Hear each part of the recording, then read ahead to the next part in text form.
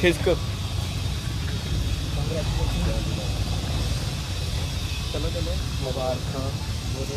कहते हैं मंजिल उन्हीं को मिलती है जिनके सपनों में जान होती है, पंख से कुछ नहीं होता, हौसलों से उड़ान होती है।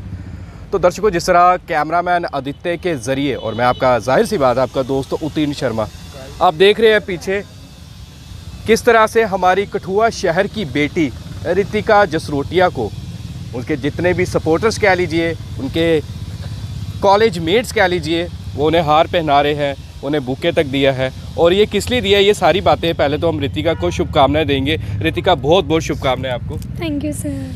सबसे पहले बताओ कितना प्राउड फील हो रहा है कि जो आपने अचीवमेंट जो है अचीव की है, कितना प्राउड फील हो रहा है? सर मैं एक्सप्रेस ही नहीं कर सकती जो मुझे फ़ील हो रहा है और जो मेरी फैमिली को फ़ील हो रहा है वो मैं बता ही नहीं सकती। मुझे बहुत ज़्यादा अच्छा फील हो रहा है। कभी सोचा था इस तरह आपके सारे फ्रेंड्स जो है वो आपको इस तरह से बुके देंगे, हार पहनाएंगे? No sir, never. बहुत अच्छा फील हो रहा है कि इतने प्रेज़ कर रहे हैं सब, वेलकम कर रहे हैं, इतना अच्छा वेलकम करा कॉलेज में, बहुत अच्छा लगा मुझे। अब दर्शक ये सोच रहे होंगे तो मैंने इतनी बातें तो बोल दी, तो अब किस लिए वेलकम किया जा रहा है, किस लिए हार पहनाया जा रहा है, ये बात तो नहीं। तो मैं चाहता हूँ रितिका स्वयं ही जो है वो बताए, क्योंकि ऑलरेडी जब रितिका की वीडियो आई सोशल मीडिया पर हर एक प्लेटफॉर्म में जो है वो वायरल हुई, समाचार पत्रों में इनकी न्यूज़ आई, टीवी चैनल में जो है ब्रॉडकास्ट की गई। और रितिका आप स्वयं बताएं, क्योंकि मैं चाहता हूँ, क्योंकि ये अचीवमेंट आपने बहुत बड़ी अचीवमेंट जो है वो हासिल की है, और आप स्वयं बताएं कि आपने कौन सी अचीवमेंट जो है वो हासिल की है।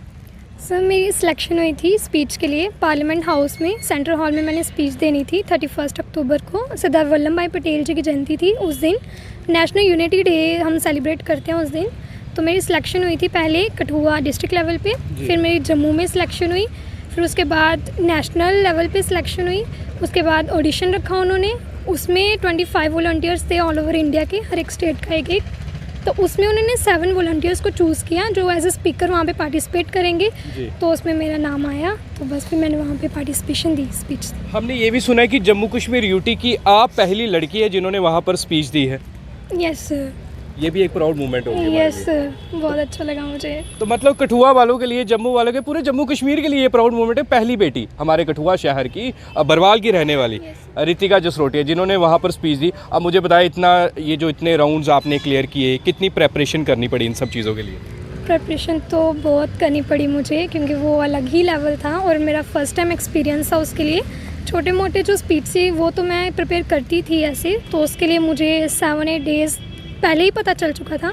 तो उसी दिन से मैंने स्टार्ट कर दिया, यूट्यूब, गूगल, खुद के थॉट्स, स्पीच प्रिपेयर करी, उसको डे नाइट उसको करा कि कैसे प्रिपेयर करना है, तो बस। रितिका, जब हमने आपकी वीडियो देखी सोशल मीडिया पर, तब आप मतलब एकदम से जब आपका नाम अनाउंस हुआ तो आप एकदम से गेपू, फुल ऑफ एनर्जी, उस पर क्या फीलिंग आ रही थी जब आप जैसे स्टेज पर गए?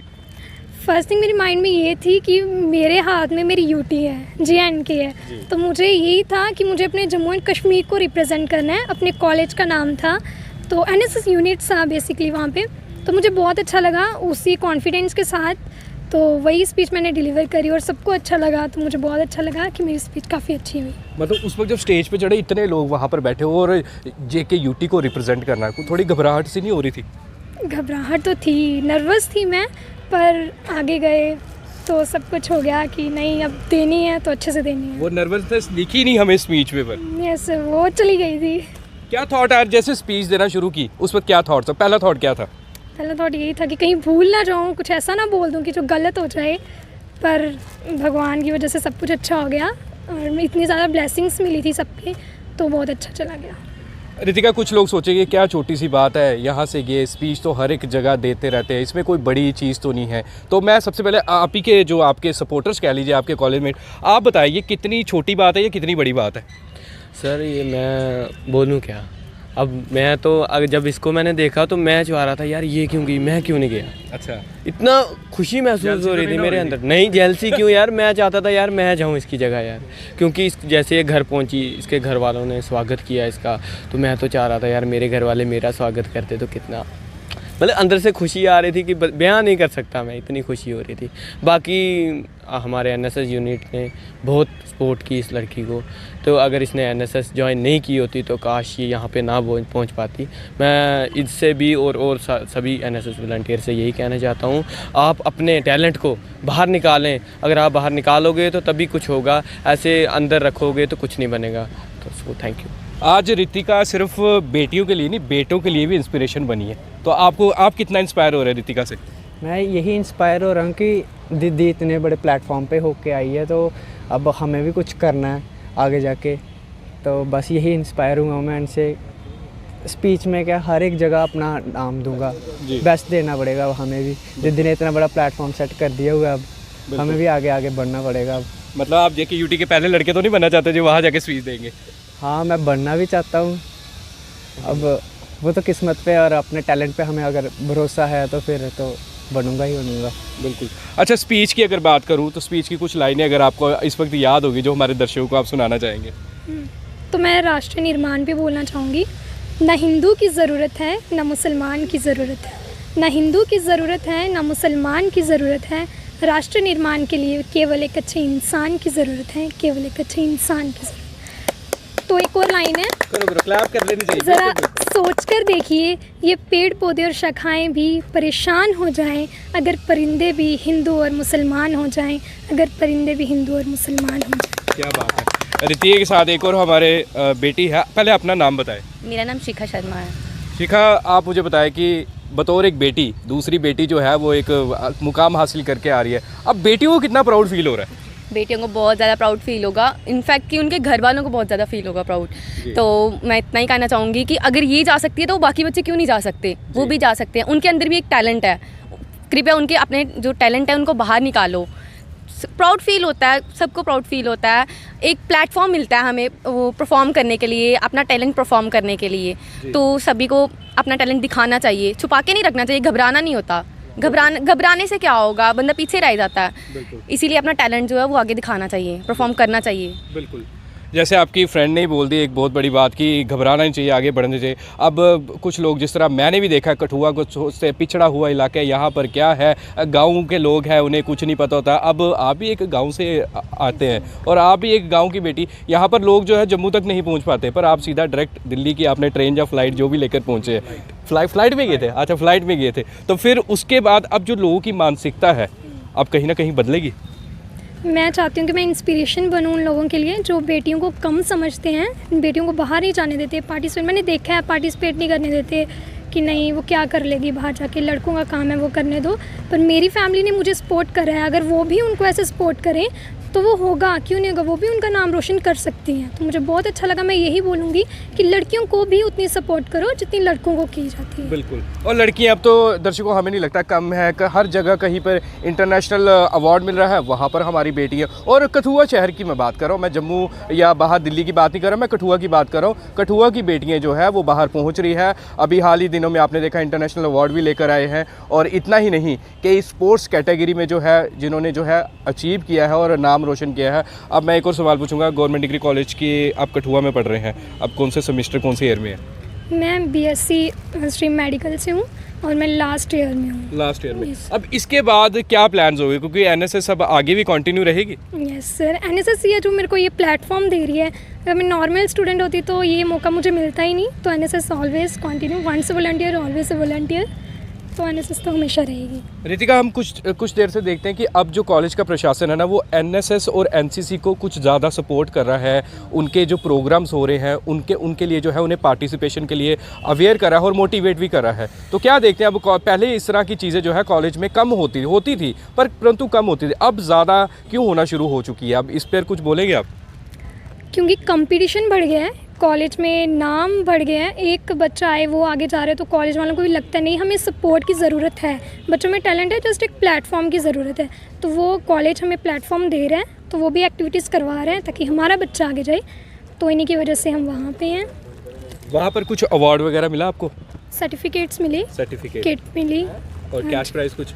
नहीं, कैश प्राइज़ नहीं था, कैश प्राइज़ नहीं। सर्टिफिकेट्स। और दिल्ली जाने का सारा खर्चा वो गवर्नमेंट ऑफ इंडिया। वो गवर्नमेंट ऑफ इंडिया। मतलब आपने सिर्फ मेहनत की है, और मेहनत भी कोई छोटी चीज़ नहीं है, बहुत बड़ी मेहनत की है। और मेहनत करने के बाद आप सीधा वो जैसे आपके सपोर्टर ने बताया कि हवाई जहाज में बैठ के जो है वहाँ पहुँच गए। अच्छा, और कहाँ से लोग आ रखे थे वहाँ पर, या पार्टिसिपेंट की अगर बात करें? राजस्थान के थे, तमिलनाडु, कर्नाटका, बेंगलुरु, ये ऑल ओवर इंडिया के थे। एक पार्टिसिपेंट्स स्कूल के बच्चे थे, दिल्ली के, बाहर के भी थे। तो कुछ फर्स्ट सेकंड थर्ड था कुछ? नहीं, वो ऑलरेडी सिलेक्शन थी जी। ऑल ओवर इंडिया में स्टेट की अपनी UT की सिलेक्शन हुई थी, तो वो ऑलरेडी सिलेक्टेड थे, तो वहाँ पे सिर्फ एक पार्टिसिपेशन था बच्चों का। मतलब अब कठुआ कॉलेज के जितने भी बच्चे हैं उनका नज़रिया आपको देखने का अलग हो जाएगा, ये वही रितिका है जो वहाँ पर गई थी, दिल्ली में गई थी। तो अब कितना अब बिल्कुल अलग से नज़रिया हो जाएगा। अब आपको किस तरह से फील होगा? कोई अंदर प्राउड मोमेंट आएगी, प्राउड वाली फीलिंग आएगी? यस, बहुत ज़्यादा प्राउड मोमेंट होगा मेरे लिए, इवन कि मेरी फैमिली वालों के लिए। अब मैं आ रही थी यहाँ पे तो लोग बोल रहे थे नहीं ये वही है जो स्पीच दे के आई है वहाँ पे, तो मुझे बहुत अच्छा लगा कि उन्होंने सुनी है, उनको अच्छा लगा है, मेरी प्रेज़ करी, उन्होंने मिलकर बोला कि आपने स्पीच बहुत अच्छी दी है, तो बहुत अच्छा लगा मुझे। कॉलेज वालों ने किस तरह से वेलकम किया? बहुत अच्छा वेलकम करा, मुझे बुके दिया, ये हार वगैरह, बहुत अच्छा लगा, इतना अच्छा वेलकम करा। नॉर्मल स्टूडेंट की एंट्री करती थी मैं पहले, और अब इतनी अच्छी फ्लोरल उन्होंने मेरी एंट्री करी है, तो मुझे बहुत अच्छा लगा।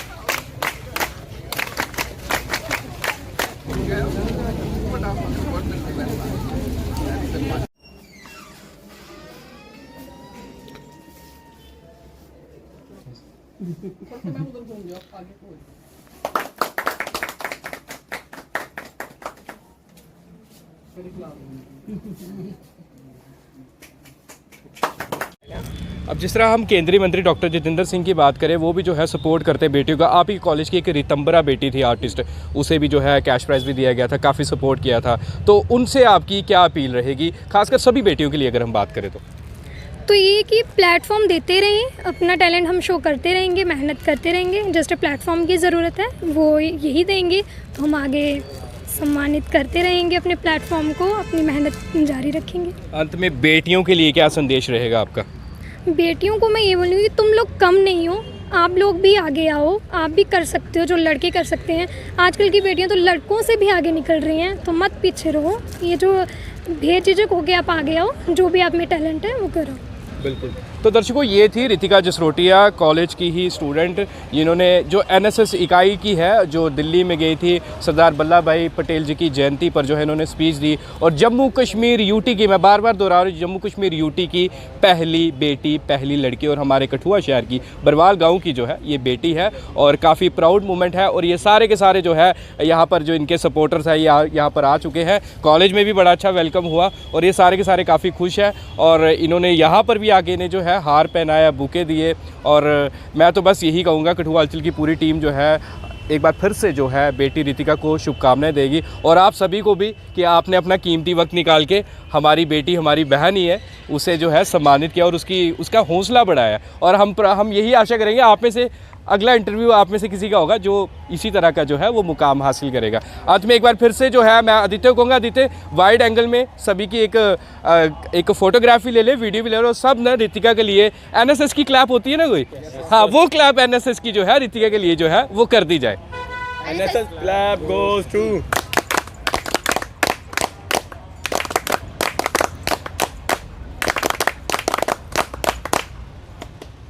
तो बहुत बहुत शुक्रिया रितिका आपका, आपने भी अपना वक्त दिया। तो बस यही कहेंगे कि इस वीडियो को जब ये सोशल मीडिया पर अपलोड होती है, इसे ज़्यादा से ज़्यादा शेयर कीजिए। और अपनी बहन ही है, अपनी छोटी बहन और बेटी ही है रितिका, जिसने मुकाम हासिल किया है। और इसी तरह और भी बेटियों को जो है आगे आना चाहिए, और पेरेंट्स को भी जो है बेटियों को पूरी सपोर्ट जो है वो देने की ज़रूरत है। बस इसी तरह बने रहिए कठुआ हलचल के साथ। कैमरामैन आदित्य के साथ मैं आपका दोस्त उतीन शर्मा, कठुआ हलचल चैनल से। जय हिंद, जय भारत।